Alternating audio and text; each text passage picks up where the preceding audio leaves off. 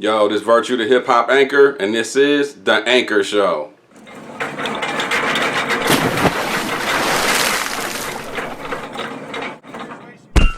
Alright, well, you know, The Anchor Show wants to kind of center around the golden era, you know what I'm saying? With that being said, I want to talk about what is old school. You know what I mean? The term old school. So I think the term old school has kind of changed over time a little bit. You know what I mean? So if you listen to the first episode of The Anchor Show where I had a little clip from my 95 radio appearance, you hear me talking about some old school records on there, some old school artists. So at the time that was 95 when I was talking about artists and stuff that was like popping in like 88 through like 1990, and that was going way back, you know what I'm saying, like just 5, 6, 7 years. But so I think nowadays if you go back 5, 6, 7 years, depending on who you're talking to, of course, like that's not really too much of an old school joint, you know what I mean, because some of them artists are still kind of doing things. So I think, you know, people have a longer life in hip hop now. So with the term old school, I think we might need some other terms, you know what I mean? So we got the golden era, we got like classic era, but we need some other terms. I'm not exactly sure what we should use, but you know, vintage hip hop or whatever, you know, so I don't know. But speaking of pioneers, I know DMX passed away recently, and rest in peace to him, you know what I'm saying, because he was a major figure in hip hop. But and he had in my opinion, like a crazy like going away party, you know what I'm saying, for lack of a better term. Cause like I saw some videos. I didn't go to New York myself, but I seen videos of like how people showed out for him, and it was a major event. So and we also had Biz Markie pass away recently, you know what I'm saying? So, and he's responsible for bringing a lot of cats into the game and for hip hop, you know, man, as we know it today, you know what I mean, and taking it down the path that it went. So I mean, I'm just wondering, what do y'all think, man? What type of going away party did he deserve? You know what I'm saying? Did he get his just dues? You know what I mean? In my opinion, I don't think he really did, man. I don't know. Maybe he didn't have as many hits as DMX, or I don't know. Yeah, y'all tell me what you think about that. So I don't go as far back in hip hop as a lot of cats. You know what I mean? They probably can speak about like the real early days, about when things was just popping in New York. But being on the West Coast, you know, I didn't really start getting wind of things until they made it out to the West Coast. And I was pretty young around that time, so I didn't have the ability to, you know, explore it any further. I had to have it kind of come to me, you know. So, but during that time, I had certain records that stood out to me that was real big, you know what I'm saying? So like Nucleus Jam on It, or Dougie Fresh and the Get Fresh crew, the show, you know what I'm saying? Joints like that like just kind of defined my youth, you know what I'm saying? And the joints that we looked real hard to find, you know what I mean? Because music was a lot harder to find back then. So being from the West Coast, I still love a lot of West Coast music, you know what I'm saying? But back then, in the like mid to late 80s, there wasn't that many groups around, you know what I'm saying? And I guess NWA had came out, and that was like a real big influence, you know what I'm saying, around the time. And like Ice-T, and, you know what I'm saying, Colors, and a lot of gangster movies was coming out around that time and whatnot. And the first time I seen Cat like throwing up gang signs, you know what I'm saying, crazy story, man. Like I was at the bus stop, man. I was only like 10, 11 years old or whatever, and went to the bus stop with a couple of the homies, and one of them had just seen a movie or whatever, and was trying to throw up some signs that he saw on the movie. And while we was out at the bus stop, and a car that was going by just happened to see him, made a quick right, stopped over, and a dude hopped out, you know what I mean, and was like, yo, what set you from? And I mean, he was shaking in his boots by then, you know what I'm saying, but he was like, I don't know, and dude just, you know what I'm saying, asked him again and flexed on him, and then just hit him, you know what I mean. That was the first time I seen somebody just get hit for throwing up gang signs, and that was kind of crazy for me. Well, y'all know how it is on the West Coast sometimes. But another record that was real big for me, or artist at the time was Too Short, you know what I mean? And I remember I was out at Yosemite National Park, like just camping for like a week or whatever with my family. And I had some of my older cousins there that came to visit with us.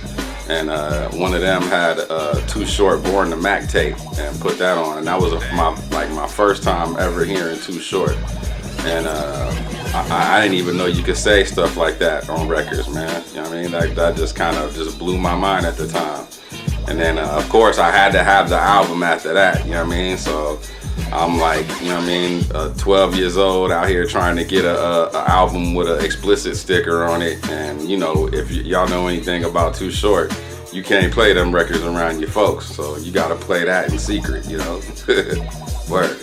Some other artists that was real big for me, man. I mean, I love all types of stuff. I got a crazy collection, so I listen to all kind of stuff. But some other artists that was real big for me was like Ice Cube, DOS Effects, the Artifacts, Lil Brother for sure, and Gangstar, which is like probably one of my favorites, man, if not my favorite, most influential group. So when I think about how many records I know from any given artist, I think I know more of their records than any other artist.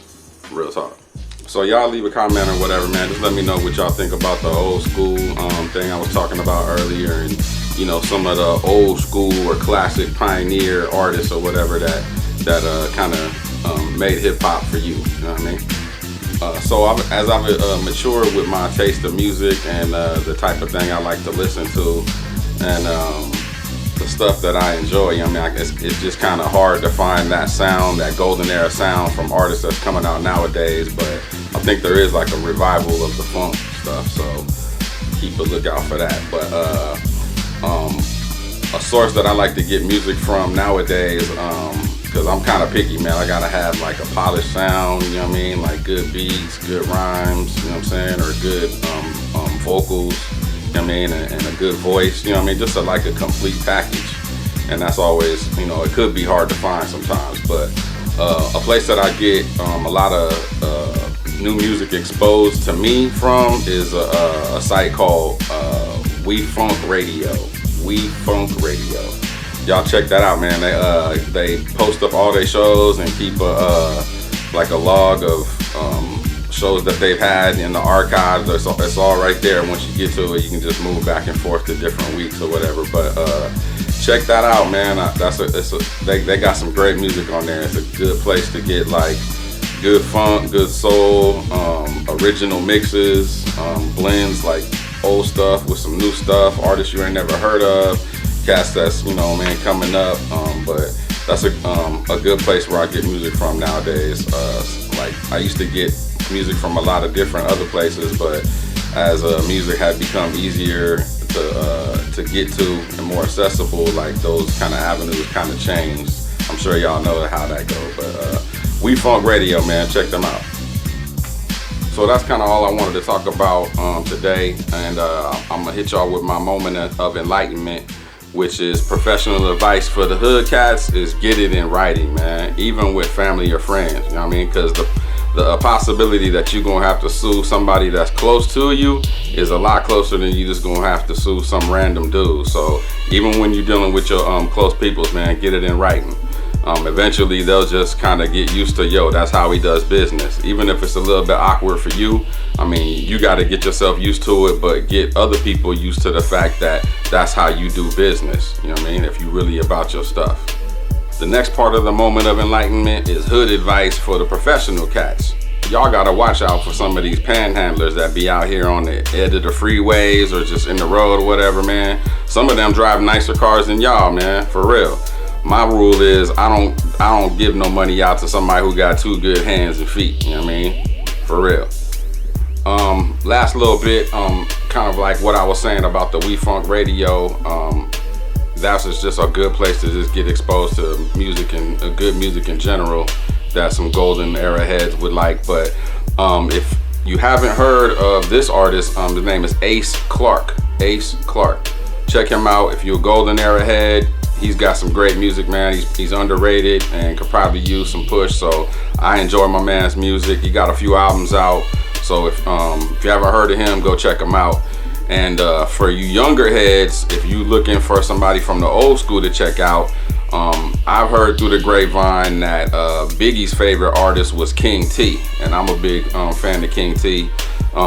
He has some great music too, man. He's a West Coast pioneer. He's worked with a whole bunch of cats, great beats, good rhymes.